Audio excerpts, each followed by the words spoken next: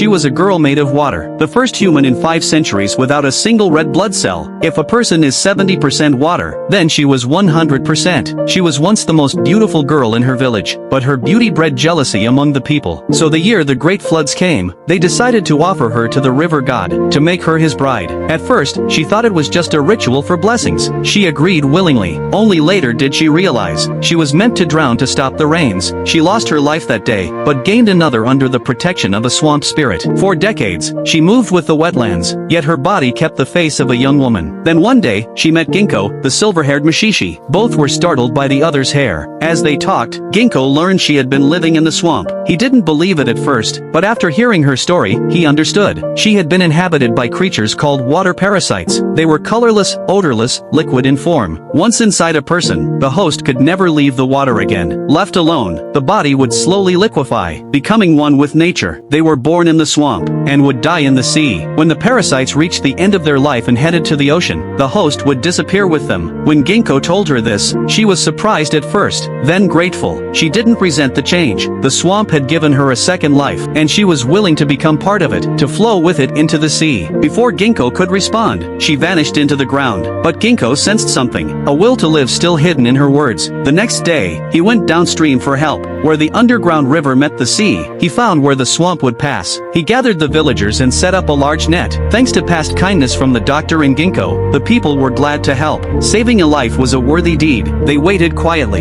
Night fell. Suddenly, swamp water rushed forward, forming tentacles like an octopus. The villagers thought it was a sea monster, and raised their spears. Ginkgo stopped them just in time, keeping the girl inside from harm. But a huge wave struck the net. The villagers held on tight, trying to save the girl before she fully dissolved. Water parasites surged through the mesh. Within a minute, the swamp was gone. The river grew still, but the girl was not pulled ashore. Ginkgo looked at the last piece of clothing she'd worn, wondering if she had liquefied, merged completely with the parasites. Still, he hoped she had reached the sea, and was living on like a creature of the deep. The next morning, tiny organisms from the swamp brought fishermen a rich catch, and with them, a strange woman. The villagers called for Ginkgo. To his surprise, the girl's body had turned translucent. Under Ginkgo's care, the green tint left her completely. She had never felt so clear-minded, so free. It turned out that while merged with the swamp, she had felt the fear of death a second time. Living alone within it was a fate she had accepted. Not long after, she became part of the village, a member of the community. She had promised to stay with the swamp until the end. Now she lived by the sea where the swamp had died, determined to live on by her own strength. When it was over, Ginkgo packed his things. His journey would continue.